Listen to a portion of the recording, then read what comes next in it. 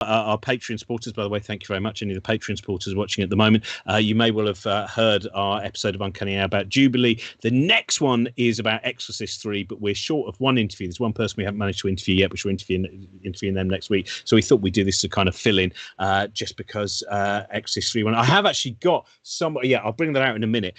Legion, which is the book which became Exorcist 3. I'm going to read a bit from that because that is such a fantastic thing. We're going to celebrate our favourite books and cover design, and I'm joined by some of you might have watched before. Had a conversation with Natalie Kay Thatcher somewhere here. I've got one of her. Oh, there we go. Who is a brilliant artist as well as I think it is fair to say, as years ago, a person who was my literary agent saw how many books I had and said, "You are not a bibliophile. You have now reached the point of being bibliosexual." And I think it's probably true of pretty much everyone who you're going to see tonight, because they are book obsessives, and the love for all the minutiae beyond the words alone. And this is a fantastic book that Natalie did there, How to Build a Feynman, and she also did brilliant illustrations for the Infinite Monkey Cage book as well. And I forgot Pagan, Strange Attractors book, Pagan. The title's gone, but anyway, look up Strange Attractor and you see. And in fact, I'm quickly going to plug, before I get onto everything else, I want to plug some other people's books anyway.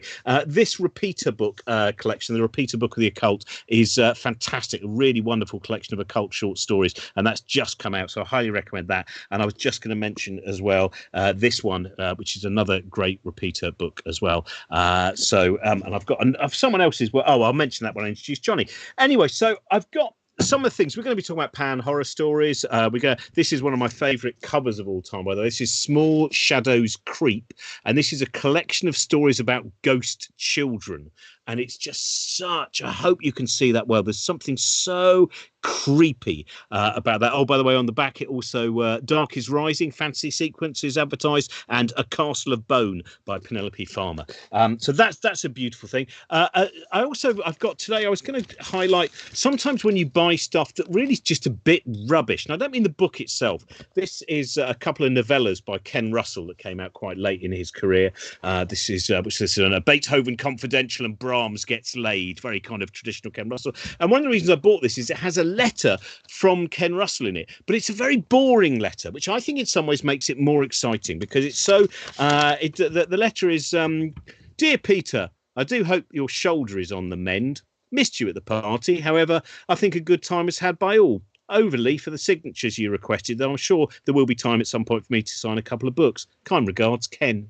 So there we go. That's my exciting Ken Russell letter. And on the back there, to Peter Owen, Ken Russell. So just kind of very squiggly, very, very dull. Another dull thing is sometimes when there are books that are brilliant and fascinating, and especially in the 1970s, some of the cover design, fantastically. Sometimes it was the very, very lurid cover design, which was just done in a photographic studio. A lot of the kind of, Mike Hammer books, Nick Fury, not Nick Fury, it was Nick. Anyway, so those kind of stuff. But this is a J.G. Ballard. This is the first paperback edition of Concrete Island, which is his kind of Robinson Crusoe set in the interim patch of wasteland of motorway lanes. And it's just Concrete Island. It is a book. It's a stunning novel of savagery, strange sex, and survival. I've read the book a while ago. I can't remember it being particularly strange sex. It was more sex, but I suppose, of course, this being Britain in the 1970s, or indeed in 2021, as we know, we are a culture that finds sex itself strange, which is one of the reasons the Carry On films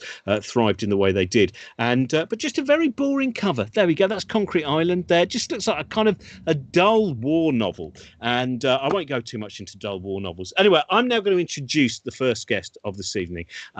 Later on, as I said, you're going to meet Natalie Kay Thatcher. You're going to see one of my favourite alternative ufologists, Dallas Campbell. And first, Johnny Mains, who is an incredible, as well as a great writer, a remarkable archivist of horror and strange stories and uncanny stories and ghost stories. The book I was going to mention, by the way, and another plug for someone's work, he also wrote the introduction to this, Scarred for Life. I don't know how many of you know the Scarred for Life series. This is the second of the series. Their first was all about 1970s TV, culture, novels, etc. This is all about the 1980s, and Johnny wrote the introduction. Look up Scarred for Life online, because they're doing wonderful stuff. It fits very well also with people like Scarfolk, and also the wonderful Hidden Sweden sign company that do these amazing signs for basically from public information films, which is something that I imagine you adore, Johnny. Hello, Johnny. Hello, Johnny. Hello. How are you doing? You all right?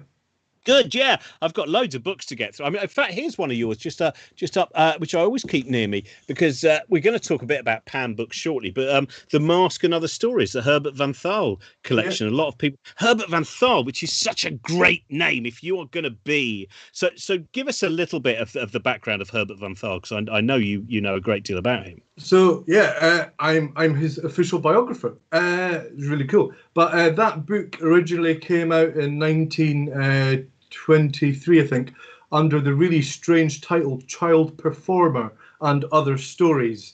Yeah, and I didn't even know the book existed. And I found it in a secondhand bookshop, and I was like, "Oh, this is strange." Took it home and discovered that, Herbert Van Thal, this person that we know as an editor and anthologist, wrote a book of short stories. They're not very good short stories, and they are, for the completist. But the first one in the book, The Mask, which is title one, is really evocative. Almost it could have been in the Pan Book of Horror Stories himself. And he was a literary agent to Robert Aikman. He was also a bit of a naughty person. He would take authors under his wing and sell their short story rights without them knowing about it. So I tracked down an author who had, the Night Gallery episodes. Yeah, he had a Night Gallery episode made of one of his stories, and he didn't even know about it until I told him. Wow. That's for anyone watching who doesn't know Night Gallery. This was kind of about a decade after Twilight Zone. Rod Serling fronted Night Gallery. It wasn't nearly as much of a kind of Rod Serling project, and you can almost see it in his face, I think, as well, as he presents these things. Now he wanders around an art gallery showing you different pictures and explaining that there's a story there. And it's, some of them are fantastic actors in them as well, kind of some of the great Hollywood names of the 40s and 50s now doing television. But the Pan books, I mean, I've got a few here, and some of them, I mean, the covers themselves are, I think one of the strangest, the fifth Pan book, which I think is probably the first version of the cover of that, which is just kind of just a mess. And it was also used kind of again on Tales of Unease, that same trick photography. And the model, if I'm not wrong on that, was Jacqueline Bisset. Yeah, it's the same skull. Tales of Unease. Yeah, it's the same skull. If you look at number 5, it's the exact same skull almost. This is the kind of completist, John Skull it was that appears on various different covers of But yeah, I think the model on that number 5 was Jacqueline Bisset. If you have a look, it's really, really, it's just mental.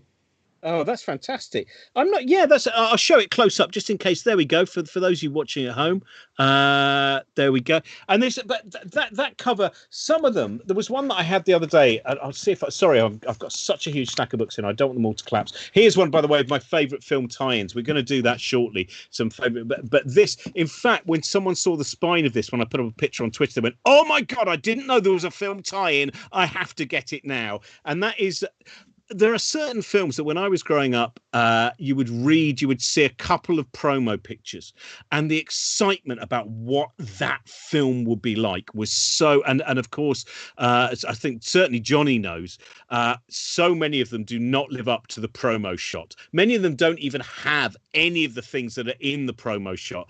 But this one is Phil Smith's, here we go, The Incredible Melting Man. And what's great about that film is I think you can actually watch it on YouTube now. I think no one bothered to keep up the copyright or whatever it is. And that is the whole story. The whole story is about a man basically going for an angry walk as he melts. That's pretty much all that happens. So, of course, as a kid, we were so excited by anything which was involved kind of different people like Rick Baker and all those great makeup artists. And so go, oh, my God, it's going to be amazing. And that's all that happens, really. That gives away the ending to some extent, because you can see that's a melting point which you can't come back from. But but that wasn't what I was digging around. What was I looking for? Some of the covers of. But just very, very quickly on tie-ins, Anne Bilson wrote the tie-in to Dream Demon, and she, if I remember rightly, she told me that she was given a script that had no ending. So when she wrote the tie-in to it, she had to come up with her own ending to the book, which is wildly different to the one that ended up in the film. So tie-ins are a nightmare. I'm writing one at the moment, and it's doing my head in. So very. We should say Dream Demon was Harley Coakless, I think, which has Timothy Spall and Jimmy Nail in it, at the kind of peak time of Auf Wiedersehen, Pet. They appear as a double actor, as really sleazy, paparazzi journalists, and it's got some nice things in it, including there's a wonderful head falling off moment in a church, which is this is one of my favourite covers of because some of the great covers that I love from the 1970s are ones where you go, but they literally went to the joke shop and just bought some stuff, and from the 10th pound book of horror stories, that's so rubbery, isn't it? That's so wonderfully just being there. Whereas the 12th, I think, is rather a good one, actually. I'm quite now, Johnny, can you tell me which other covers have this skull been on? I don't know. I can't tell you. We'll send you a close-up picture of the skull, because I know it's not fair on this episode of You Bet. I'll reconstruct it. I'll turn it into a face, and we'll find out who it belonged to. So yeah. So you were saying you're just doing a what's your current film tie-in that you're doing? I'm doing The Sorcerers, the Michael Reeves book, the Michael Reeves film. Sorry. So Boris Karloff, Ian Ogilvy. The screenplay was written by John Burke, who did the Hammer Horror Omnibus and all that stuff. So I am writing the tie-in based on the original screenplay. I said I would hand it in 20 days. And like 3 months later, I've just had a bit of a nightmare of this lockdown. So it's just kind of elongated. But I've only got about 2 or 3 scenes left to go. But it's weird because if you go by the screenplay, the book would be over, and you would be able to read it in half an hour. It would just be like a long short story. So you have to give all of the characters' thoughts and other intentions, and add different characters in, and have scenes that aren't in the book. So The Sorcerers is set at the fag end of the 60s. So I've put in a scene where they see Pink Floyd playing in a pub, and they're just Pink Floyd are recording Piper at the Gates of Dawn and stuff. So I've managed to shoehorn so much pop culture references into this tie-in, and I think it will really make it, when you go back and watch the film, give it a little bit more complexity than what the film has. It's a good film, but it's quite a juddery and kind of not very what's the kindest way of saying it? I love the film a lot, but it's it's an amateur film. It's Mike Reeves was yet to film Witchfinder General. He was still a director trying to find his feet, and he had, and him and a guy called Tom Baker, not the Doctor Who one, rewrote portions of the screenplay because John Burke wasn't available, and that shows in the film as well. So I'm just trying to address what went wrong, and going back to the original source screenplay to hopefully do a really good book. And it's a great deal. Boris Karloff is absolutely wonderful in it. He was not well at the time. He was, in terms of breathing, in terms of his walking as well. But it's his leg brace squeaking in the film as well, and But it's beautiful because they're working on a budget. So the end of the film, this isn't a spoiler, there's a huge explosion where they basically just went, how are we going to do that? Look, we'll just run over there, cover this thing in petrol, set fire to it, and then just leave as quickly as possible, because they had no paperwork. And like the stunts and stuff, Ian Ogilvy remembers, lots of riding on motorbikes with no crash helmet on. And then Mike Reeves just going, oh, do you know what? I was thinking what we'll have a scene where you're lying on the ground and there's a lorry speeding towards your head, and then it swerves at the last minute. And Ian Ogilvy was like, I'm just not sure about that, because what if he forgets to swerve? It's that lovely thing where there's just it is run in here, get that scene, get out of here. And it Got- so I would, if anyone's not seen it, and it's been there's been a release not that long ago. Were you involved in one of the DVDs? I was approached by Odeon, and I did a like small documentary on John Burke, and I did the booklet, and I interviewed Ian Ogilvy for it, and I also interviewed Tom Baker, the script writer, who also wrote the script for Witchfinder General. It was a really good release to work on, and my life has been wrapped up. John Burke, who died in 2011, was a really good friend of mine. He'll have been dead 10 years this year, and it would be his 100th birthday next year. So we're hitting these kind of milestones. So it's my way, of like writing a book for my friend.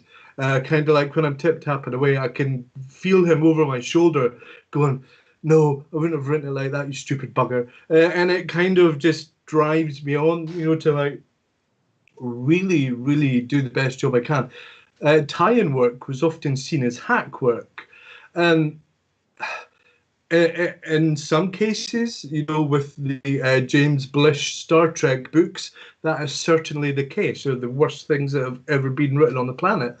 But with some of the stuff that John Burke wrote, like Privilege and The Man Who Finally Died and the Hammer House horror ones of Plague of Zombies and Rasputin, he really brings a real eloquence to his to his writing. And this was a man who won a Rockefeller Award back in the 50s for his work. So he wasn't a hack like I am. He was a proper author of some Dr. Terror's House of Horrors. He wrote the there we go. There's Dr. Terror's House of Horrors for you. Now, Johnny, there's a skull on that. What else has that skull appeared in? Oh, that looks like it was in that Pan Horror one that you just showed me just now. We're going to double check that. They've still got the gaps between the teeth. And here we go. Here's one of the Hammer Horror film omnibus. And that was wonderful painted. Peter Cushing. That was painted by John Holmes, who did the female eunuch by Germaine Greer. That beautiful, evocative, the breasts on the wooden pole. Yeah. But yeah, he did that as well. So they were getting some amazing artists to work for them at the time. They are beautiful. Now, I want to find before. By the way, I was going to show you another that you gave this to me, and this is this is one of my favourite covers. It's just there's so much about it that's beautiful, and it's a still from the movie, but again, it's a picture of Peter Cushing. It's from the movie Corruption. Really nice. It's got something very solidly 1960s about it. Yeah. And it's wonderful. So that's anyway. So what are you? Because this is the thing that I love is you go in search of just stories which sometimes it's almost like you've only heard rumors that maybe it was published in a magazine in 1912, and you go searching for things sometimes by famous people like Daphne du Maurier, and some of the anthologies you've done have been of predominantly forgotten authors. So tell me a little bit about this latest one. You're very close to crowdfunding now, aren't you? So I'm over the edge. I'm over the edge. The latest one is called In Death's Mouth, and I was trying to find answers in the past how authors dealt with writing about illness and sickness, because this is the first time we've been in a pandemic. It's the first time that it has affected authors and artists and creators, and in a real way, maybe at least since the HIV epidemic. And I was wondering, how Victorians and Georgians wrote about sickness and illness, and I found a lot of stories about child death. So the last book that I did, called Our Lady of Hate, by Catherine Lord, was an author I discovered. She did about 5 or 6 stories that contained, infant child death through, kind of the mother and child dying or through illness. So I thought that there had to be, a lot of stories out there that dealt with, typhoid and leprosy and all kinds of stuff. And I did, but I didn't find any short stories written at all about the Spanish flu or the influenza, but I certainly typhoid. Found some leprosy, where the Silver Man in oh God, what's the story called? I just edited it. I'll come back to it in a bit. And it's a really, really good collection. I think I've discovered a new author called J. Morton Lewis, who nobody seems to have come across before. His dad was his agent back in 1911. Now, this would have been a very, very rare thing, because agents, weren't hardly even up and running by then. So to have his father as a literary agent, but he didn't do anything. He only wrote short stories. He died very early in 1950 odd. And I am bringing together a collection of his as well for the first time, and I'm going back into the archives and trying to find as much about him as possible. So yeah, my main area now is Victorian women, so I try and find lost stories by Victorian female authors. I've done 3 books of that now, and I've got another couple in the wings. And yeah, I'm very selfish that I like to be the first to discover something. So I like to go down the rabbit hole and go, that's never been published before. And, it makes me feel good. And it makes, but it gives something back to a genre I love with all my heart, There were 2 editors called Hugh Lamb and, Richard Dolby, who are both deceased now. But they gave me some advice back in, the very early days, 2008-9, when I was starting. They said that there was thousands and thousands of short stories out there that hadn't been found yet, and was just waiting for someone, who was idiotic enough to put the time and the legwork in. And that work over the last 10 years is really starting to pay off now.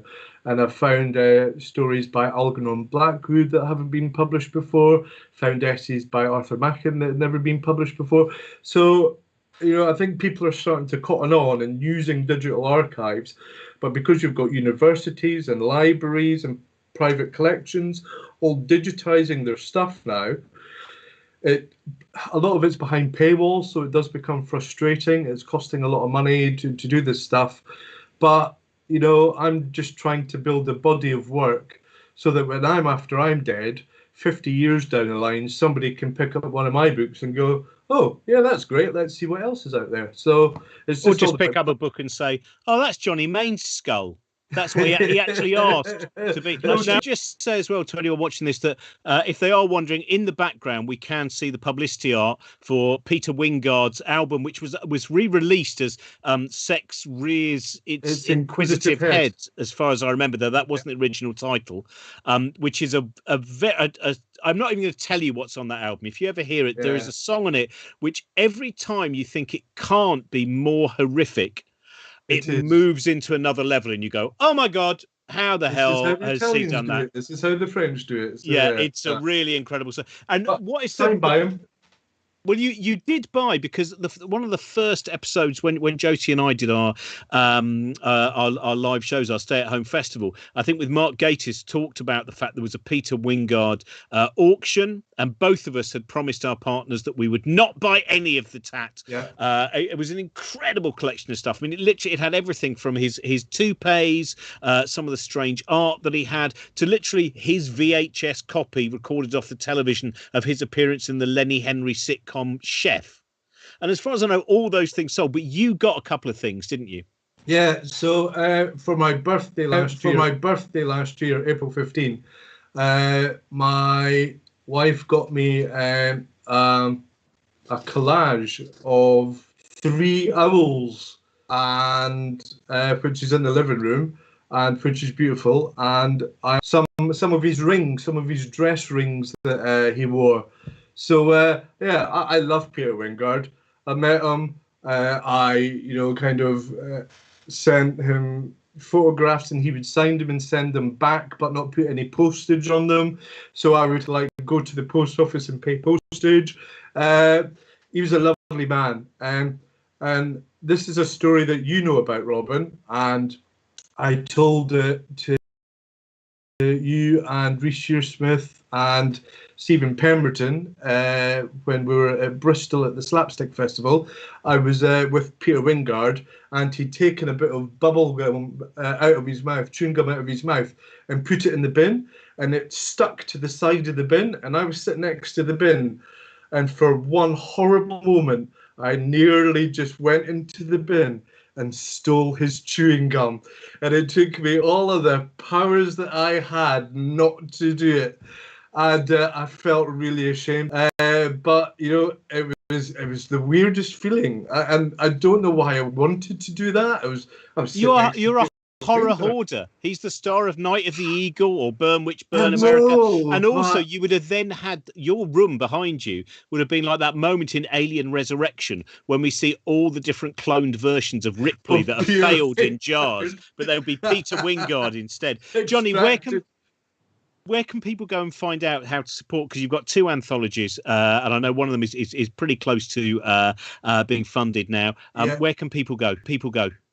Just follow me on Twitter at @OCinnerman. You know, the Nina Simone song, "O Cinnerman." That's me. Yeah, just follow me and get in touch, and we'll sort you out. Well, the anthologies are great. So, Johnny, we may well see you again later on. Thank you for joining us. I'm quite a few of the covers that you actually mentioned there. I haven't got to the Hawk the Slayer tie-in novel yet, so there's treats ahead. Or Phantom of Paradise. I've already lost a lot of things I was going to show you, but we're going to have a quick break now, and I think the first person we're going to see is Joel Morris, who you might have heard on the episode of Uncanny Hour that we did on Pender's Fen, has chosen some of his favourite novels and tie-ins, and let's have a look at 1 or 2 of them now. Hello, I'm Joel Morris. I'm a writer, and Robin's asked me to pick my favourite Uncanny book or tie-in, and I'm going to choose classy sort of film tie-in.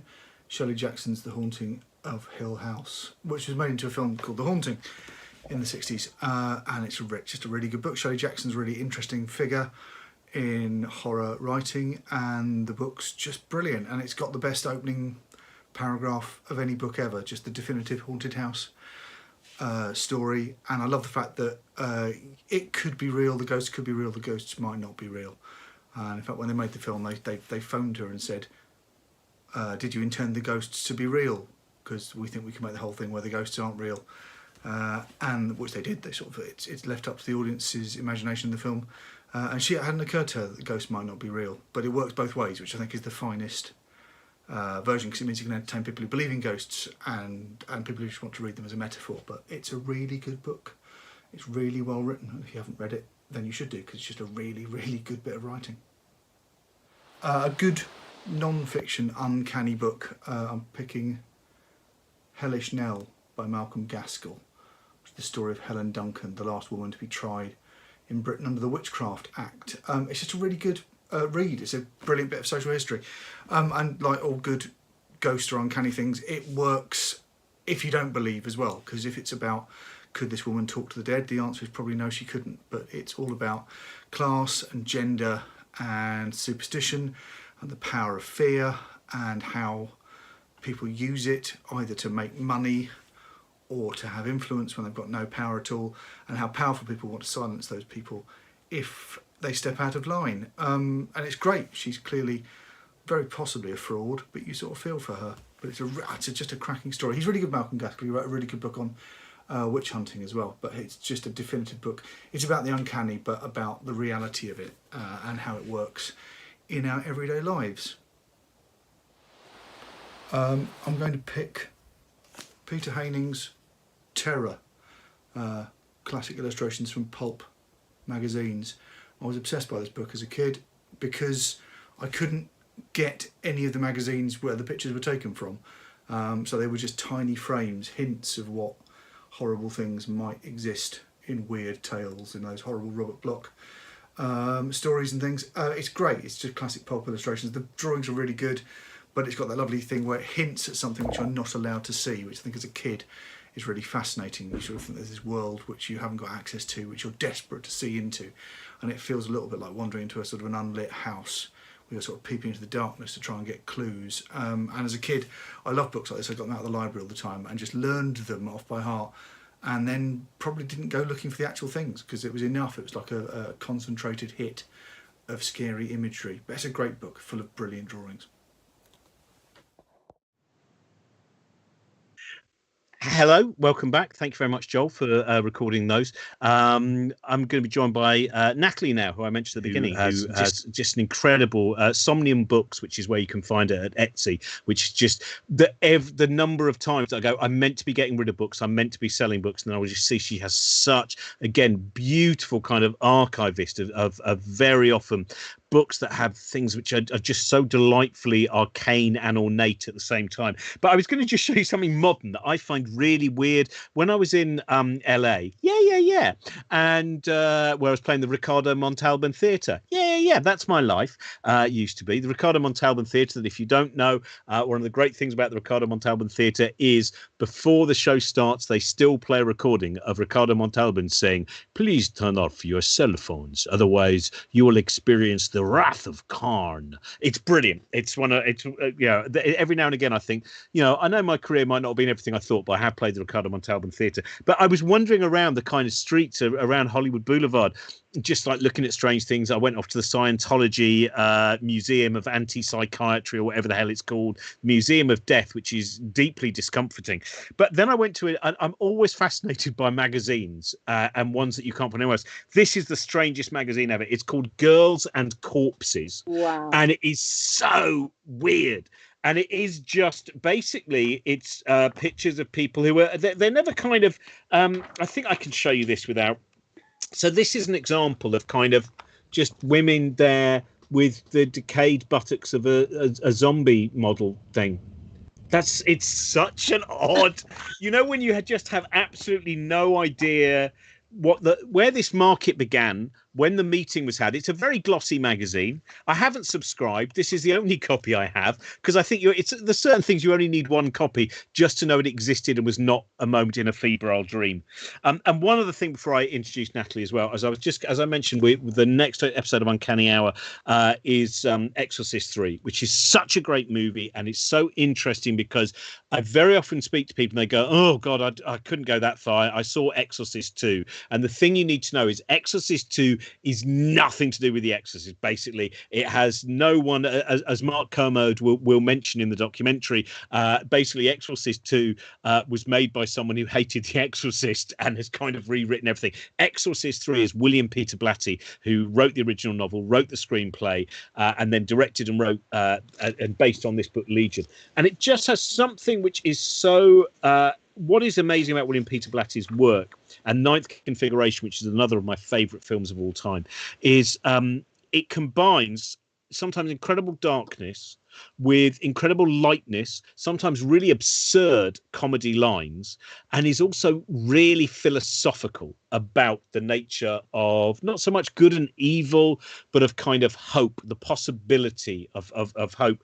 And at the end, Kinderman, who some of you will remember was the detective played by Lee J. Cobb in the original movie, and then played by George C. Scott brilliantly in Exorcist 3, he explains the Big Bang, and I haven't yet told this to Brian Cox, but I love this. I think it's so good. So he just says, the physicists now are all certain, he said, that all the known processes in the universe, in nature, were once part of a single unified force. Kinderman paused and then spoke more quietly. I believe that this force was a person who long ago tore himself into pieces because of his longing to shape his own being. That was the fall. The Big Bang, the beginning of time and the material universe, when one became many, legion. That is why God cannot interfere. Evolution is this person growing back into himself. The sergeant's face was a crinkle of puzzlement. Who is this person? He asked the detective. Can't you guess? Kinderman's eyes were alive and smiling. I've given you most of the clues long before. Atkins shook his head and waited for the answer. We are the fallen angel, said Kinderman. We are the bearer of light. We are Lucifer. and it gives away nothing by me doing that bit from the end. You can still enjoy the whole book and the whole movie. That's not in the movie. It is such an interesting thing. So anyway, Natalie, thank you very much for joining us. As I said, you have so many amazing books, and last time you were on, you showed us some incredible kind of work from Russia, these amazing illustrations. What have you got for us today? Oh my God, I've got 4 piles, and you can't see them, but there's so much. I don't know where to start. I guess you want this one, don't you? I'm desperate for that because I've not seen that Supernatural magazine, and Johnny can't have it. No way. Well, I haven't catalogued it yet, so I don't know much about it. And I do, I catalogue magazines properly. I write all the articles out to make sure the magazine collectors are happy. Maybe just forget you ever had it and just pop it in the post. You know my address. It's fine. Yeah, I mean, it's yours. It's yours. It's such a, but that was, so that, where do you, I mean, find, when did this excitement begin? Because you do, I think it comes across, even just in the descriptions that you put on Somnium books, stuff like that. There is something that you can see, again, like my friend Jeff at Dylan's Bookstore as well. You know, this love of books, this love of what they can be artistically as well as what is within them. Yeah, I think, I mean, I'm very aesthetically driven with it. So things that look interesting, but I think a lot of the time things have an aura, and you can sort of feel it. Like certain old books just have this specialness. Go on, grab one. Really talk about. Well, show us some of the things you said. You got 4 piles there. Let's have a look. Some, like pulps. Virgil Finlay, I can't resist. Oh, let's see that nice and close up. Let's get a sense of that. Right. Virgil Finlay. This is a Philip K. Dick.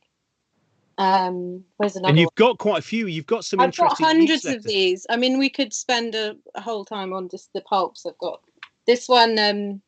Astronomer fears hostile attack.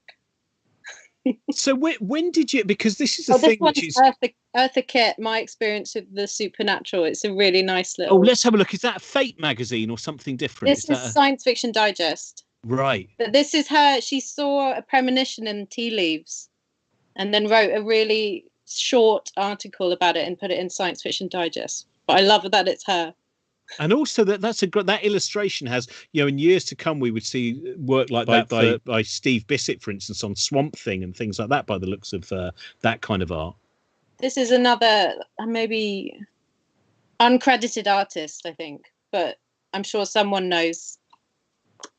But the thing I did want to show you, actually, I got this really recently. This is a hand-drawn, hand-typed book. So there's possibly only one of these in the world. And it must be written in the 60s, because I looked up, that was a Shakespeare serial on the BBC called An Age of Kings. But she's writing about her experiences going to the cinema with her grandma, and her grandma would sneak her in under her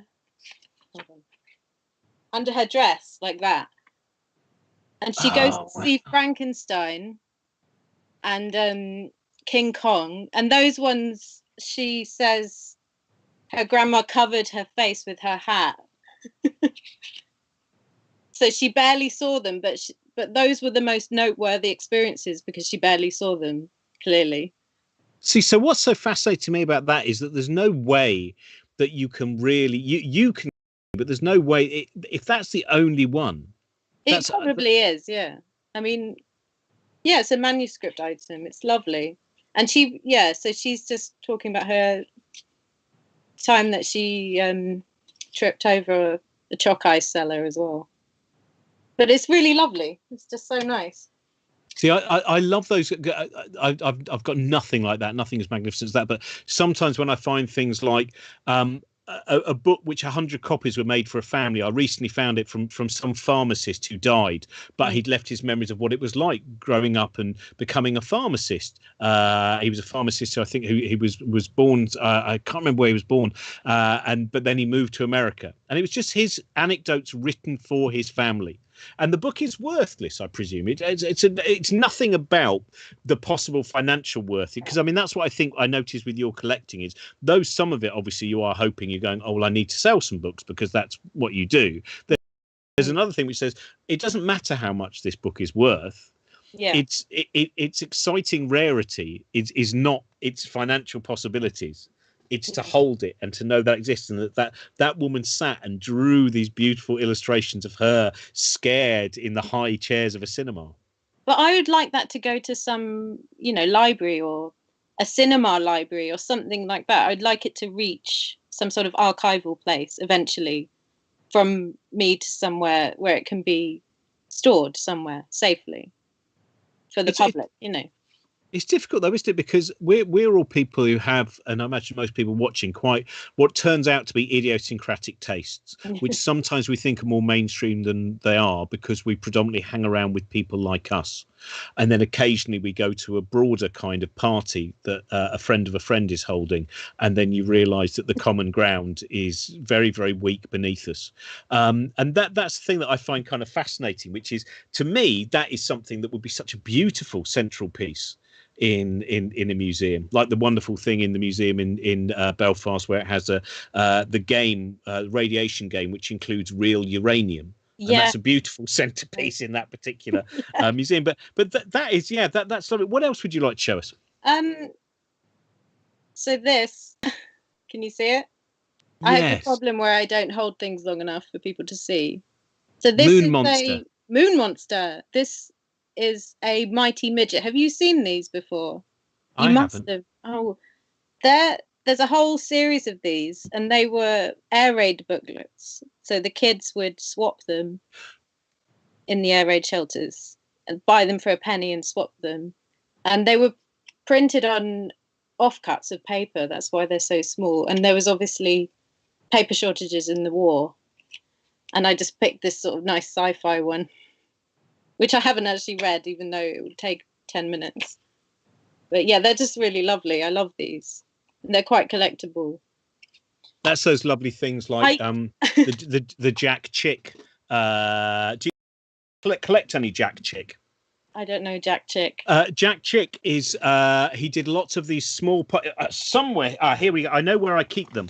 I keep them in my commemorative Mark of the Devil sick bag that I bought. One of my first ever eBay purchases is this pristine unused sick bag, and inside the sick bag is it's not just this is my version of a Kinder Egg. It's not just a sick bag. There's also a present and a surprise inside there. He did all these wonderful little and he's a horrible, mean-spirited kind of Christian books about all the different ways you're going to go to hell. This one here is about what happens if you watch the television show Bewitched or similar. Let's see if the master, it is ready to begin. So there's someone quite evil there who's probably working for Satan. You will all wait until I see my favourite TV programme. When I return, I will want everyone's report. Ha ha!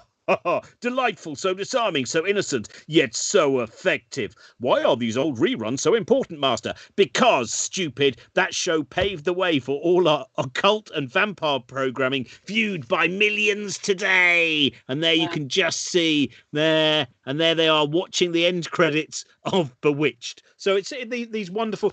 And you would sometimes find, my friend Will Hodgson has a huge collection of these. And they would often just be people, kind of evangelical Christians and the like, standing outside railway stations, giving them out. And so I remember the first time that happened, of having to keep walking around the railway station and trying to make myself look different each time. Oh, hello. Yes, I would like one of those. I'm very interested in Christianity. Rum, rum, rum, rum, rum, rum. Hello. Yes, thank you very much. I will. So and that's how I kind of started to build a collection. But Jack Chick stuff's great. Yeah, have a look. I'll probably find loads now. Yeah, well, if you do, don't catalogue it again. Just send it straight to me. That's fine. Come on then. Let's have a look at some of the others we got. There's too many. All right. Okay, look at this. That's just amazing. Adventures with Phantoms. Oh, that's fantastic. But it's not illustrated, which makes me really sad. So, and when's that from? I mean, the covers you have such wonderful covers. I'm guessing 40s because the paper's so thin. 46. Isn't it amazing? It's gorgeous. And does that have an artist? Because there was one that I showed you recently, which you couldn't. Haunted Britain, which I picked up, which is again another wonderful. This publisher, Ryder Publisher, who did a lot of kind of. What year is that? I thought it could be Eric Fraser. I think it. Let me have a look. It's actually it hasn't got a year either, but I'm sure there's clues because inside the book there's kind of. There's also the dust wrapper opens up. I looked at the end of the list for that. I couldn't see. I don't think they credited their artists very much. Maybe it's such a pity. Sorry. Yes, I interrupted you there. I don't know. I'm just going. Do you know who? Having them, showing them. Gladys Osborne Leonard is.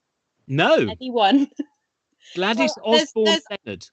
There's an article about her. She was a psychic, and it's called "This Is My Life in Two Worlds." It's called.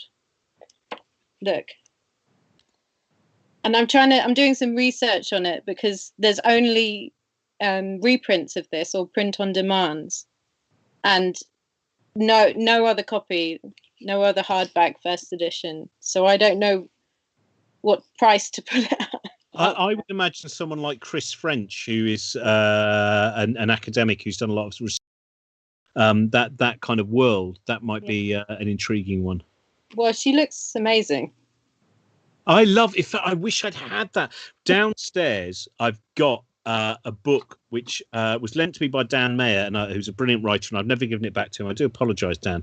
And it is a psychic after the First World War, interviewing lots of ghosts of famous people like Lord Byron and Dickens. And I might, in the next bit that we have, where I can't remember who else I think Sarah Morgan's going to give us a clip from the Fog. I might run downstairs and see if I can find a copy, because it's this beautiful thing of someone pretending to be great artists in the world of literature, but of course having such a kind of paucity of vocabulary that it's quite clear that it's not Lord Byron talking about the special they eat in the afterlife. And it's one of those wonderful things where they've taken these great names and given them rather, well, actually the afterlife is it's rather fun. Made them very, very boring. Didn't Kurt Vonnegut do a story like that? I'm sure he did. God Bless You, Dr. Kevorkian, where he goes and interviews Isaac Newton, Mary Shelley, but they're brilliant. They're really brilliant stories. These are because sorry. Anyway, what else? Let's because you've got all those piles. Okay, keep grabbing them. That's. Look at this illustration. This is an ordinary man. Oh, what's that book then? This is an involuntary clairvoyant and a voluntary clairvoyant. This is this. I picked up a load of books at Watkins. The Rosicrucian Cosmic Connection, is it? The Rosicrucian Cosmo Conception by Van Morrison will probably want that. You could sell that to him. Mystic He's got cash. Christianity. Who would want this? Oh, Van Morrison. He loves all that stuff. Yeah. I just think the illustrations are beautiful. And I got a ton of these really strange esoteric books at Watkins outside. Outside they have pound books, and they're amazing, wonderful things you'll never see. That's intriguing. So, I mean, do you sometimes find these books? Is it when someone's died or someone just gets in contact with you and says, "Look, I've just got these boxes and boxes of books"? I'm not a house clearance person. I have people I go to who do house clearances, and then I pick it and do a more curated thing. So I'm second in line. Right. You don't have to get the real dirty work then. No, I don't have to. I go and pick it from those guys and give them money. Let's have a look at a couple more that you've got in those piles. Well, I collect books about the moon. So this is a nice Man in the Moon book. Oh, let me take the cover off. Gladys, no, not Gladys Pito. Margaret Tarrant. She did lots of children's books. And this is quite a nice little alien man. Oh, can you put that just slightly closer? That looks lovely. Ah, it's beautiful. Kind of falling apart. Because I can't remember, did you not realise until quite recently, did we have a communication about Patrick Moore's mother? And yes, wonderful. Yeah. Yeah. Yeah, these are wonderful. This is we might get Dallas involved in this as well. I don't know if we can get Dallas to because I don't know if he knows. Dallas, do you know about Patrick Moore's mum, the children's books and illustrations? No, but Margaret Tarrant I know very well. When I was a kid, I had a Margaret Tarrant print on my wall, which I grew up with. It's imprinted in my brain, and I've just been trying to find out more about Margaret Tarrant.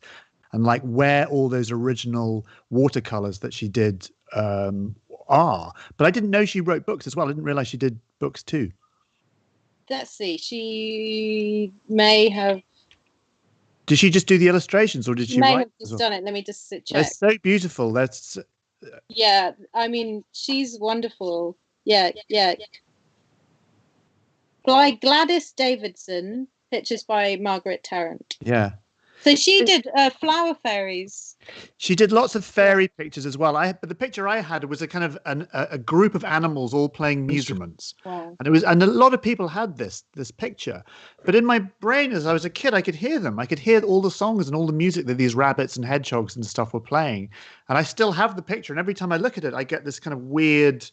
It all starts kicking off in my head. Anyways, Margaret Tarrant, yeah, she's great. So every so often I go down a rabbit hole trying to find where the original of that painting is. Like who has the original copy of those pictures? I just think that we have. I was just say to anyone watching who's been missing being in bookshops, we've very much replicated the experience of being in the Notting Hill Book Exchange, where very often with the friends I have who work there, people like Luke, where there's 3 or 4 of you where you only go to browse, then you realise you know the person behind the counter, and then this is exactly the conversation that happens.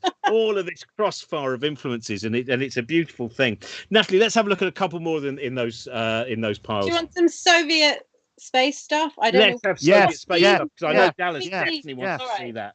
So the problem with Soviet stuff, I can't catalogue it and sell it because I love it, and also I can't read Russian. So I'd want to do it justice. But this is Valentina Tereshkova, who was the first woman in space. And it is something to do with seagulls. Actually, my friend translated it for me, but I can't remember. But there is something to do with seagulls. Oh, that's so. Go on, give us some more Russian space. Oh, there's hundreds of Yuri Gagarin books I've got, but weirdly, oh yes, the only thing I've found about the actual first person in space, which was Vladimir Komarov. Oh, the person that was. Do you know about this guy he died? Komarov died, yeah. And then all I could find was these commemorative stamps from Yemen with Vladimir Komarov. There's not much on him, but there's hundreds of things on Yuri Gagarin. Hey, what Dallas has pulled out now. Okay, so you'll like this. This is a 1960s box of commemorative matches. That is in my eBay watch list. Oh, do you want? Well, it's beautiful. I have a whole new pile of Soviet stuff. Balashova, you should. This is the woman who she designed all the interiors of all the Soviet spaceships. And her art, her drawings are absolutely extraordinary. If you're interested in a kind of Soviet space art, let me just try and get some. With it. Hang on, just hold on, caller, because this stuff's dynamite. Just all the kind of schematics she did of the interiors of like the Mir space station, and she did. Just her color palettes are incredible. All these paintings she did. That's she's amazing. Amazing. I need that immediately. I've got a whole Soviet space. Well, I'll tell you what, let's continue with that. We're going to have a quick look at Sarah Morgan, who we were going to talk, of course, as usual. There's never enough time to talk about these things. I mean, there was a few. We were going to have a little chat about The Fog, because The Fog, for many people of my generation, was one of the first kind of horror books, horror novels that we would have read. That or Lair by James Herbert. And Sarah was going to read out, and as we all know, it's the PE teacher's nightmare kind of novel as well. And I'm just going to quickly mention as well, we'll do a proper show about this because I don't think we've got enough time to do it justice tonight. But of course, Guy N. Smith died recently. And so we will do something quite soon, I think, which will celebrate the work of Guy N. Smith. Because I was quite worried. His daughter got in contact with me, and Guy N. Smith knew that I used to talk about the Killer Crabs book, and was slightly worried that I might do something which would kind of be taking the piss. But I always hope that with all the stuff that I did around the Giant Killer Crabs books, that people knew, and I think most of them did, that it came from an incredible place of fondness as well. And so we will be celebrating some of that. I should probably get Robin Hitchcock on as well to talk about that. And the other thing that we will do soon as well in another one of these is something about Norman Warren, who Norman J. Warren was just the loveliest man, a really, really delightful man. He died last month, made some fantastic there we go. Johnny has actually got Larry Miller's the novelization of Inseminoid. That was when I saw Norman. Actually, we had a few days together, staying together in Aberystwyth for the fantastic Abattoir Festival, and they showed oh, there we go. Signed by Norman J. Warren, and it was so no, because it was him and John Scott, who John a great musician, who I think was the first non-Beatle to play on a Beatles record, as far as I know. Hide Your Love Away, he plays the flute on that, and John then wrote all the music for Norman's films, and it was lovely to having time there. And he was in the 1970s. He made Inseminoid. Well, actually that's early 80s. He also made Prey.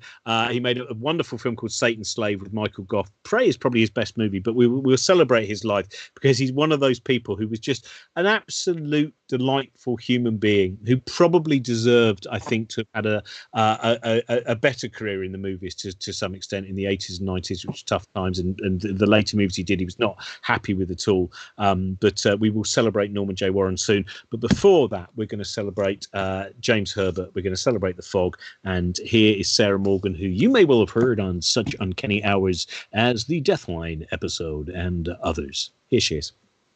Hello, my name's Sarah Morgan. I'm a comedy writer and I do a horror podcast called The Fear, where I interview my favourite funny people about what they're scared of, basically. So when Robin asked me if I would talk about my favourite horror books, I think, as with most people my age, I'm 41, I couldn't help but think of how in the 80s and 90s we were very much scavengers when it came to pornography, and horror books were an important part of that. We made do with what we had. I had a friend who he would often fall back on the instructions from a Tampax packet, which featured what they call an exploded diagram, like a cut in half version of a woman with her leg up on the sink. And he turned out fine as far as I know. He's actually, in fact, he's insert name of funny MP here. I'm not on the clock. I'm not getting paid for this. Fill in your own punchline. It's been a hard year for the satirists. No, what was I talking about? Yeah. So I think certainly women, it's a cliche, but women are supposed to rely more on the written word when it comes to grot. But I think what really separates the women from the girls back then was whether you went to sort of your mum's side of the bookshelf, which would be like your Bonkbusters, your Lace, your Shirley Conran, your Jackie Collinses, or if you went to your stepdad Bob's side of the bookshelf, which would be this. The Fog by James Herbert. This is not my copy, and you can tell it's not my copy because of how it opened. You can tell I got it on Abe Books. But this was basically XXX hardcore pornography, passed around the playground. We all knew that there were 3 sex scenes in it, what Garth Marenghi would call gay pedo, lesbian, and normal. And I legit have not read this in about at least 2 decades. I'm excited. I'm slightly nervous in case it gets a bit OnlyFans, but then, insert your credit card details. I'm sure we'll get through this together, but I flicked through. I pulled out. I got the really unpleasant, like super unpleasant, not just because of man gets his penis cut off with some gardening shears, but also really unpleasant in terms of attitude towards homosexuality. So I skipped through that bit, which is grim. There's quite a tender lesbian sex scene between two women in Brighton that sadly ends with them throwing themselves into the sea. But then I skipped through to the. This is in storytelling. We're 2/3 of the way through the book. It's hero's journey time. He stopped. Our hero Holman. Again, I'm piecing this together from memory, but as far as I know, all we need to know is there's a bad fog. It makes you go sexy and then kill others and yourself. And Holman, our hero, who's trying to like crack the case, has stopped to remind himself that in the midst of life we are in death, and reverse that as well, because he's stopped to remind himself about the beauty of lovemaking with his girlfriend called Casey. I'm going to, so I'll just start here and then we'll just see how we go. Awake now, but her mind still comfortably dulled, her senses racing ahead of it. Her hand reached down and casually stroked the back of his leg. She sighed and spoke his name, and he whispered his love to her, kissing her hair and forehead. She raised her head and her lips met his, moist, gently demanding. He parted their bodies so he could touch her breasts, and her nipples were hard beneath his fingertips, eager to be awakened and risen from their small surrounding islands of flesh. His head came down to take one in its mouth, his lips closing over it, his tongue moistening its tip. I remember now, he's really into nipples. There's so much nipple stuff. Oh, here we go. Yeah, more. The nipples just goes on forever. A flicker of fear. Whatever, spins your propeller, James. A flicker of fear passed swiftly through his thoughts, but was instantly subdued as her lips moved on, murmuring sounds of love, kissing his chest, cloving over his rigid nipple, then moving over to its jealous companion. A tongue traced a line between the muscles of his stomach. Jealous companion? Okay, and then there's a really long blowjob. She's sad because her dad's died.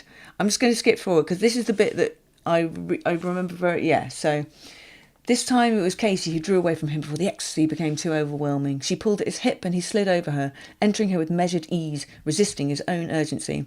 The passage was smooth and he stopped only when his penis had travelled its full length. Her hand clenched tightly on his buttocks, drawing him into her, desperate to claim every inch of him. Really long orgasm. A lot of the use of the word fluid. One of his hands reached up for her breast and crushed it cruelly, but the cruelty was derived from passion and was understood and welcomed. It wasn't. Her body stretching release came second before his, but the warm fluid that flowed from him to her deepened her own satisfaction, and she was pleased to receive the heavy weight of his body as it slumped against her when his movements had ceased. They lay until their breathing had become steady and their hearts had slowed their pace. She stroked the back of his head, he using his elbows to help ease his weight. I think what we're learning here is that, basically, I'm slightly feeling better about the fact that our children now have sort of complete unfettered access to pornography, or however specific they want it, because at least, they'll work out what they're into fairly quickly, and maybe probably less harrowing than exposure to the fog. Anyway, it's been a joy reading this, and have a lovely evening, everyone. I'm going to go back to the bit where he cuts off his cock with the garden shears, because that's just fun. Bye. Hey everyone, welcome back. Thank you very much, Sarah. I've just found out we were talking about illustrations, and this is a book I bought recently, which is the guy off eBay who I've been buying lots of interesting books about things like lake monster traditions, which I've got somewhere down. This is one that I couldn't resist. Lake monster traditions, a cross-cultural. I just had to have that. Dallas, of course, loves all this world as well. But this I bought just because it has one illustration of a pig on trial. And medieval pig trials are one of my favorites. There's a nice witch doctor picture as well. This is Magic in the Mind, but it's pig trials. If you've never seen his incredible film Hour of the Pig, which normally the version you see is one that was which is one of the many reasons he was not keen on Harvey Weinstein. It turns out there were a lot more reasons, but was that they took a cut and they kind of they spoiled what the film is. But the film, even if you see the general cut that's available now, it's Colin Firth as a medieval lawyer going to a small town to do, amongst other things, my favourite opening scene, I think, one of my favourite opening scenes of a film, a man and his donkey are to be hanged due to the fact that he was caught in flagrante with the donkey. And you just see them both with nooses around their neck. Suddenly, this monk is running through, going, out of the way, and they go, stop! And the man with the noose around his neck goes, oh, and he goes, the donkey's been pardoned. It's believed that he is of good character. And then the donkey has the noose taken off as you see the man drop. And it's a wonderful, it's a bit like when saying Exorcist 3, that mixture of at times incredible darkness, because it's set in the time of the plague as well. And it has a certain kind of Seventh Seal quality to it as well. But it's magnificent. This, by the way, is the book I mentioned, 20th Plane by Albert Durrant Watson. And Albert Durrant Watson interviews people like Shelley and just asks them things like, is there a great variety of languages on your plane, the 20th plane being kind of heaven? The same as in your world, but we combine all languages. Through thought, yes, and through essence. Do you have rain, snow and frost as we do? No. Pale pink twilight all the time. Just like that's like you need others. Now, we got to Soviet. We were mainly going to be talking about UFOs with Dallas, but all I'm going to do is just code him with this. Dallas has lost it of our mysterious spaceship moon. Mine is still here. It is a book which continues to inspire the work of David Icke. Yeah. All of Ike's stuff comes from, because I think am I right in thinking most of the Earth is hollow in Don Wilson's Mysteries of the Spaceship Moon, about the two Russian scientists who claimed it's hollow? Because I seem to remember Icke citing that book as evidence of the moon being a spaceship. I haven't read it for a long time. I've lost my copy of it. I'm a bit annoyed about it. I tried to find it today, but I couldn't find it. Well, as I said right at the beginning before we started, I yet again for one of these events could not find my copy of Ernest Thesiger, Old Dark House and Bride of Frankenstein. I would have cancelled. I would have cancelled the whole thing, Robin. I was very close. It was only because it was too late to cancel. I thought I knew where Adventures in Embroidery, which is the best embroidery book by a horror star ever. Of course, the best cooking book by a horror star is Cooking Price-Wise by Vincent Price. But I seem to have... there we are. This is... oh no, it's gone. Anyway, tell us more about those things. Tell us more about what you've got. By Salvador Dali. I've got a Salvador Dali cooking book, if that's of any use. I used to have the lovely one of Elvis, the one by Elvis's chef. Love Me Slender, I think it's called. Is that the one?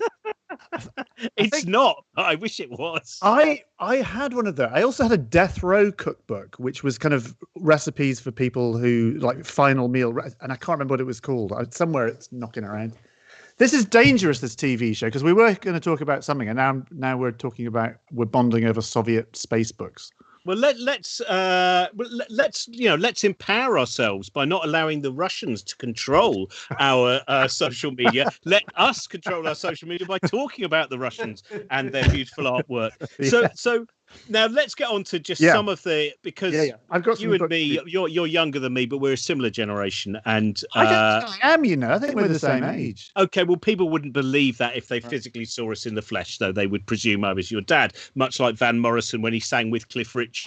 And but your love of like me, you love making science programs and you love evidence-based thinking, and that, if anything, has made you even more excited, I think, in investigating why we believe sometimes the very strange things that we believe without evidence. Why? Absolutely. I love all that. I like you. I grew up with books like these, like the kind of famous Usborne books, these sort of collections we had. There was one on ghosts. These actually got re-released this year or last year. In fact, you've still got a copy for me, haven't you? Copy. Can I just say I'm a bit upset about it, because these books are wonderful, and a whole generation had these books, and they're actually very valuable. If you can get these original ones on eBay, they go for a lot of money now. Monsters and UFOs. So this was the one I always loved. And talking about skulls on books, all being the same skull and recognizing skulls. Yeah. That particular flying saucer, this is a flying saucer that was, there was a guy called George Adamski who was a contactee. He was regularly speaking to the people who flew the flying saucers. And that particular flying saucer design, this is the sort of classic 1950s design that you see absolutely everywhere. So, for example, this is a book that Robin and I have called Space, Gravity and the Flying Saucer. And if you look at this is my all-time favorite cover of any book, bar none. It's absolutely beautiful. And the artwork on it is fantastic. But it's that same George Adamski flying saucer. And then, of course, when we look at the House of Lords debate Hansard transcript, it's got the George Adamski flying saucer with the kind of bulbous little thing. But so then when you get to Ed Wood's Plan 9 from Outer Space, the UFOs are much more sleeker and made out of. Yeah, I mean, you're absolutely right. The UFO artwork has changed. I mean, this one is kind of tries to sort of talk about the sort of science of flying saucers. It talks about gravity. There's lots of sort of Einstein in it. And then, of course, a little bit later, UFOs started to become more and more new age, and suddenly flying saucers weren't just from other planets, they were actually from some other dimensions, and you get books like The Saucers Speak and all these sort of quasi-religious types of flying saucer. The one I wanted to talk to you, because the reason I have this book, Robin, is because I saw you had it, and I've never been so jealous about a book in my life, and I hunted high and low and spent a lot of money on this first edition. But you do have you have a book which I actually lost, which is now that's beautiful. Now we've got that's a first edition of Jung's Flying Saucers essay, isn't it, Natalie? I've got a shit edition of it, Natalie. So I'm yeah, this is for sale. Is it? Damn it! Because look, I've got it, but I want that. I mean, this cover isn't exciting. But some of the reprints are better in terms of you could do better. Would you swap that book for a large collection of Russian cosmonaut matches? I don't know. See, Al Bender's Flying Saucers and the Three Men is the old-time classic first edition flying saucer book, because I mean I love that cover. I think it's absolutely beautiful. But there's so much in here. So Al Bender, he ran the International Flying Saucer Bureau, and this whole book is it's a sort of him talking about how he set up the Flying Saucer Bureau in 1953. But then woven into it is this story about how he's visited by these, what he called the three men in black. And so this idea of men in black as this part of the kind of flying saucer conspiracy comes from here. But I didn't realize this until a couple of days ago when I was flicking through it. You know, the Carpenters song, Calling Occupant, it comes from here. It's in here. And I found it. Basically what they did was, they had a message that had to be memorized, and they did a group psychic speaking to the saucer people. And the message that they actually memorized was calling occupants of interplanetary craft that have been observing our Earth. We of the International Flying Saucer Bureau wish to make contact with you. We are your friends. And it's the whole lyrics to the song. So this is 1953. So that's where that song comes from. That's amazing. Yeah, I didn't realize. Sorry, I'm a bit excited talking about all this. No, but that's a great. I mean, it's like there used to be that joy of when you would read a lovely novel like Elizabeth Smart's. I always get this wrong. It's a beautiful novella, and it's As I Sat Down at Grand Central Station and Wept. But I think and you read that and you find little bits of quotes from, in particular, Meteor's Murder by the Smiths. So things like I Wonder is, and it's a joy, isn't it, when you sometimes go, some of my favourite people have stolen health, that wild Ingenious Steels thing. And I think to find the fact that if you can find out where all the rest of the Carpenters songs come from. That's going to be my next project. In fact, I'm going to bring out a book. Actually, this is my favourite. I'm absolutely obsessed by this book. It's amazing and beautiful. But the dedication in the front is my favorite dedication of any book I've ever read. It simply says, to Betty, who came to me by way of the saucers, which I just think is rather nice. And the next time I write a book, whenever I do that, I'm gonna nick that, I think. Dallas, can I ask a question? Yes. Were you ever influenced by the Unexplained magazine, Mysteries of Mind and Space and Time? Yes, you mean all of these? Yes. Yeah, I have all of those. So I think it was issue number 54, and I still remember it. It had sex with an alien, and this guy got beamed up, and he was forced to make love to an alien with red pubic hair, and I've always remembered that one. Yeah, I think There's quite in abduction stories. It can get a little racy. It can get a little sexy. There's always a bit of anal probing. Obviously, yeah, they love she had blonde hair and red pubic hair. It was the most strangest thing ever. And there was a robot alien with like a big square tin with lots of tubes coming out, and a big red dial in the middle of his chest. Oh, well, that's interesting. A picture of that, I think. Here, in terms of some of the drawings. Yeah. That's This is the other classic. A Round Trip to Hell in a Flying Saucer, 1952. I'm envious of. In terms of UFO book envy, that's what happened. This is a fun, and actually because it's Easter, this is actually very topical, because a lot of the kind of new age, certainly the sort of 1950s UFO sort of lore. That's it, Robin. That's it. Yep, I found it. Have you got across? Where are we getting there? Hang on. There we go. There's the robot. Yeah. And then there is there she is. There you go. That's it. And now we're off YouTube. Hang on, I got another one. Oh shit, where is it? I found it earlier. Keep talking. I'm going to find some more. That reminds me of, if anyone watching this is John Sayles movie, who is, of course, John Sayles, in terms of what we're talking about, is linked to lots of magnificent pulp films and films like Alligator. He's a great writer of B movies and a brilliant director of what would predominantly be considered to be art house films like Limbo and Lone Star being one of the most successful.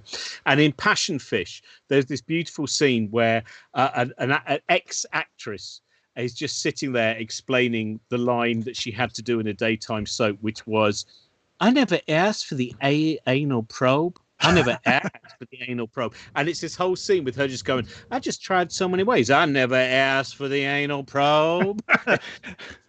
I think maybe the Betty who this book is written to is Betty Hill, as in, Barney and Betty Hill, who are the famous abductees. I'm not sure, but this one, they actually go to hell. And it's written. It's actually got an affidavit in it swearing that the story that he's telling in this story is true. But he runs a car repair shop. He gets abducted by aliens, and they go to hell. And he's in hell, and he has to do a deal with the devil to try and get out. And then Christ comes and saves him. And there's this whole thing about, it's the whole resurrection, and he comes back, and it's basically the Easter story, but in UFO form in the 1950s. Who was it written by? Cecil Michael, who I don't know. Wow. But there's there's so much kind of quasi-religious stuff as well. I mean, I don't know if you know about the Etheria Society. Robin, you and I have talked about the Etheria Society, which is basically Jesus was an alien, as was Buddha, as was Krishna. They came down. They were called adepts, and they are source of people. They come from Mars, they come from Venus, but in a kind of slightly interdimensional way. And there's always there's this kind of crossover between contacting aliens and technology. Like the Sources Speak is all about, it's the advent of radio and how we can use radio to talk to Martians. Martians want to warn us about, impending doom and God will punish us all. And there's quite a lot of crossover between all these kind of weird UFO stuff and all the QAnon stuff. It's all the same stuff. It's all good versus evil, warnings, technology. Anyway.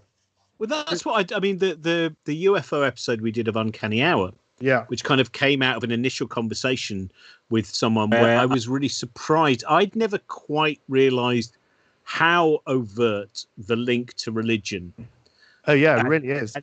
And the more you look into it, and it just becomes so disturbing, actually, because it is that bit where you find people they would have lost their religion and have therefore found a new religion, which they can read more into, and which can sometimes, as you said, when it gets to the QAnon things, some people can read something benevolent into it, and other people can read into all manner of level of kind of Illuminati, of, these reptilian control by these strange creatures, all of that. And it's an interesting thing, isn't it, where the joy of, I think it's an interesting thing, actually, a lot of what I would call more mythic beliefs is some people engage with them in a very joyous way, which just gives them a different way of looking at the world. And some people engage with them in a way where I would ultimately say a kind of a way which helps give some kind of power to their fascism or to their well, any sense of otherness. Yeah, it's kind of what Jung says in this book. It's basically a Rorschach test. And we see, the sky particularly is a brilliant Rorschach test. We look up in the sky and we see all kinds of things. I mean, UFO believers are very fond of saying, oh, it's in the Bible. There's lots of evidence of flying saucers in the Bible and Ezekiel in this particular chapter. And, we see what we want to see. But the sky particularly is like we look up in the sky and we see patterns. We always have done. We imagine, the savior coming from the sky. So flying saucers is just an extension of that. It's part of modern folklore. For me personally, I enjoy the history of it. I like seeing how it's morphed from the late 1940s, particularly when the first kind of modern flying saucer phenomenon began, when flying saucers were kind of beings from Mars, and suddenly actually they weren't from Mars. They may be a bit further out, and actually they're not from further out at all. They're actually from another dimension, and it goes into that kind of millennialism. And it's a kind of folklore, I guess. But yeah, people do take it very seriously still. It's kind of rebadged itself now. Like modern flying saucer lore is all about unidentified aerial phenomena. They've rebadged it to make it sound a little bit more credible, a bit like the kind of, the creationists calling it intelligent design. They've made it sound a bit more sciencey and a bit less 50s flying saucer. I'm in it for the book covers, I've got to say. I love all this because there's these fantastic books, fantastic artwork. It's really interesting. Anyway, yeah. And some of them are so much fun to read. There's so much fun. Like any genre, there's some way in fact, a lot of them where you just go, oh my God, this is so turgid. It's a bit like when you go, oh, brilliant, someone's written an academic book about my favorite TV show, The Prisoner. I imagine, oh my God, they've removed every sense of joy, everything. They've managed to go, don't worry, I've spent so long studying this, I've made it a very dull thing. Now, you've got something magnificent there, which is Alternative 3. This is again, Natalie, because you're into the moon, you should read Alternative 3. Alternative 3 came out, was it 1980, 1979, sort of round about 70s. I think it's late 70s, yeah. Late 70s. It was an April Fool. It was a thing that I think it was Granada did. Basically, the plot was there was a brain drain, an academic brain drain, where all these scientists were going missing and no one knew what it was. And basically, all the scientists were being whisked off to a base on the moon because the Earth was doomed because of climate change. And it was done a bit like, we talked about this earlier, was it Ghostwatch? It was done like a real documentary. And of course, some people fell for it in a kind of Orson Welles-y kind of way. Well, we should add that one of the problems with it was made to go out on April the 1st, but being the 1970s, there was a strike. So it's out some months later, thus removing its link to Prank Day. Yeah. But anyway, yeah, that still kind of lingers in conspiracy. There's still a lot of people, and Spaceship Moon, the Don Wilson book, is all about secret bases in the moon and this kind of stuff. But there was all kinds of conspiracies. Sphere Books, who published this, there was a suspicious fire, and all copies of Alternative 3 were burned, so you couldn't get them. So they're quite rare now. I've got two different sort of versions of it, but I have a great fondness for this book. It's pretty ludicrous, but it's worth watching the TV show as well. It's on YouTube. You can get it if you just Google Alternative 3. It's quite fun. And and I think the guy who presented it went on to be UKIP. Anyway, so there we go. Unfortunately, one of those things where you go, I wonder where that interesting, quirky man went. There is a bit of crossover. I sort of when I with the UFO types. But that's what I've always found. I know I think talked about this before, where sometimes I'd find myself when I'm on tour in going down to Cornwall or things like that, and you go to a crystal shop in Penzance, and I've always presumed, I used to presume a long time ago, that a lot of those kind of interests in alternative thinking would also lead towards a more left-wing outlook. And it turns out I was very wrong. I was very, very wrong about that. And it takes me back to that thing, which is these beautiful ideas, which can open up just partly the possibilities of how human imagination works, and that you should take your imagination too seriously, but you should think this is a fantastic place to explore all of these maybes. And instead of opening and making a bigger picture, it makes a much smaller picture. Really, and that's really interesting because actually Al Bender in the end quotes Charles Fort. He's talking about Charles Fort, and Charles Fort, of course, was this great supposer who was but then he narrows in and said, no, they're definitely aliens, absolutely 100%. And you're like, no, stick with Charles Fort.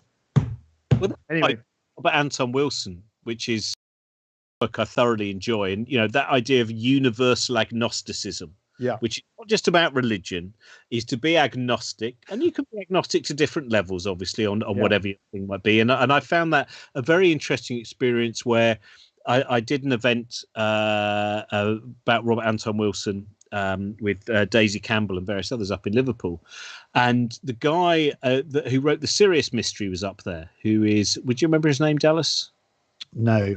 Yeah, it was a big mystery, which was about, I think it's the Dogon tribe, isn't it? Who apparently had information, astronomical information, which was almost impossible for them to have had with the technology that existed. And actually, a lot of people from that culture go, "Oh no, a lot of this is a misreading." The person that came and wrote the book now goes, "No, they're talking rubbish. It's definite." And it was a really interesting thing to see within the the auspices of a Robert Anton Wilson event, someone who actually hadn't gone, "Oh, okay, this increases my agnosticism." They'd actually rejected the evidence given by the people who are the very subjects of what he's spoken about, because it meant that it might affect book sales, perhaps. A good discussion on that, I think, on the sort of philosophy, if you like, or the of sort of flying saucer belief and sort of folklore, is this, and this is something again that Robin. This is the House of Lords debate, 1979, where they actually had a debate about what to do about the flying saucers.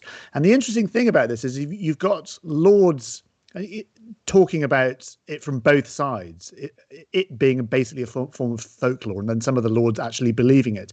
And it's a really, really good discussion if you kind of want to understand, those sort of two sides of thought about this. It's a brilliant book. I love this. It's fantastic. Just the language in it is brilliant. I mean, this is just the Hansard transcripts, but it's the most fascinating debate.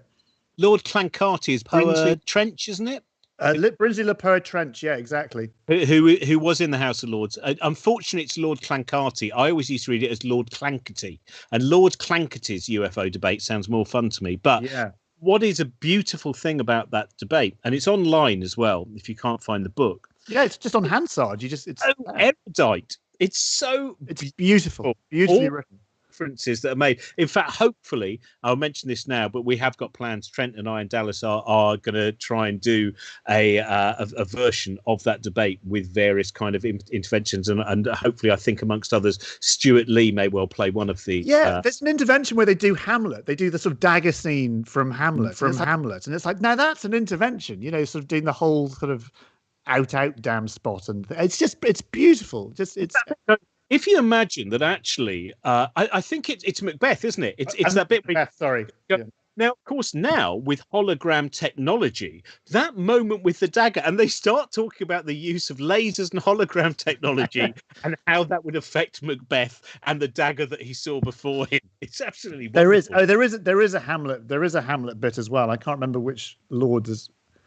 But he perfectly quotes all of Hamlet. This big, Lord Clancarty does a whole scene from Hamlet. And you can read it. Look up his Brinsley Le Poer, which was many fantastic books similar to Spaceship Moon about manner of kind of extraterrestrial Arctic interventions and the like. We better end now. I won't do my Hamlet. We'll save that. Oh no, we would love to see your Hamlet. You can't have been an actor this long and us not allow you to do your Hamlet. It's a terrible day in a young actor's life. He wakes up and realizes he shall never play the Dane. Well, I think as you've had your Richard Griffiths moment, that's okay then. Thank you so much to everyone who joined us. And I think, much like Natalie, I've got an absolute stack of books, which we haven't got anywhere near. I didn't even get as far as showing my World of Horror magazine. I've got loads of World of Horrors with wonderful things. I was even just going to read in the old days, where this is the back of the video cover for The Brood, which just basically gives an entire synopsis. That was one of the ones that we did for Uncanny Hour. As I said, Uncanny Hour, we're back. Should be next Friday at midnight. the new episode about Exorcist 3 with Mark Kermode and Kim Newman and Mark Gatiss and others as well. We never got to talk about Shirley Jackson. I've got somewhere here the synopses for Blood of Frankenstein, an Al Adamson film. If any of you have reached a point of wonderful boredom, go and find old copies of the Monthly Film Bulletin from the 1970s, where an enormous number of very low-budget films still had to be properly reviewed by intellectual, quite academic critics, and films like Blood of Frankenstein is a delight to read about those. This, by the way, is the Vincent Price cookbook, Cooking Price. And we never got to The Woman Who Slept with Demons either. I'll take that another time. Johnny, again, so people need to go, if they just go to Twitter to Cinemaman. Just want to show you something very quickly. My very first horror book. And with my inscription there, John Maines, aged 8. And somebody emailed me 10 years ago saying that they had found this in a charity shop in Galashiels. Did it belong to me? And I went, yes. Oh my! And they charged me 50 quid to get it back. Wow. But I got it back. So that's the very first book I ever owned. That came back to me. It was meant to be. So yeah. That's great. Natalie, I want to buy that Young book. How much is the Young book? It's 100. Oh. Swap it for the matches. We could work out something. Yeah, I bet there's some Soviet art barter that's going to happen after. I mean, those match boxes. I can't remember how much they paid for them. Probably similar. Probably similar. £7,000. So I swap them. I think £1 million. Yeah. So Natalie's stuff, as I said before, if you go to Etsy, it's Somnium Books. If you look up Somnium Books, and also that's what you can see Somnium Books on Instagram as well. And Pagan's Progress, that was a thing that I've the book which she illustrated for Strange Attractor, who are again one of my favourite publishers. Something else we could have talked about, Stephen Thrower, who wrote 2 enormous books on the work of Jess Franco. One day we will do a show about that, because to live a life where you have to spend. People know Jess Franco for his work like Vampiros, Lesbos, and very often films that sound like they're going to be a lot more exciting than they actually are. They are predominantly like those support features for those of you who are old enough before the main feature, where there'll be half an hour people going, this is Cyprus. That's basically what most of Jess Franco's movies are. This is Cyprus with occasional lurid dancing. But yes, go and look at Somnium Books, and Natalie's work is as I said, also her illustration work is very, very beautiful. Dallas, what are you up to at the moment? Just looking at my Flying Saucer books, really. I've got a couple of books which I'm trying to write, but I'm going to break the record for the longest written book ever. That's going to be my mission. In terms of length of time writing it. Oh, right. Well, it's taken me a long time. 90,000 words too many was a mistake which I made. This is the problem. Alan Moore did 1,000,000 words for Jerusalem. Yeah, but the thing is, Alan Moore was then allowed to publish 1,000,000 words.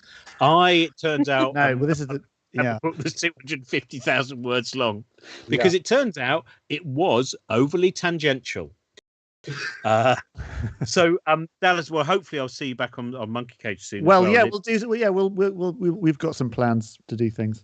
Well, I really hope that we do. As I said, we're hoping to finance a little project where we're going to do that House of Lords debate, because it's such a joy, and we've spoken to a few actors already, and I think we could have a lot of fun with that, because culturally it's very like a lot of pulp stuff.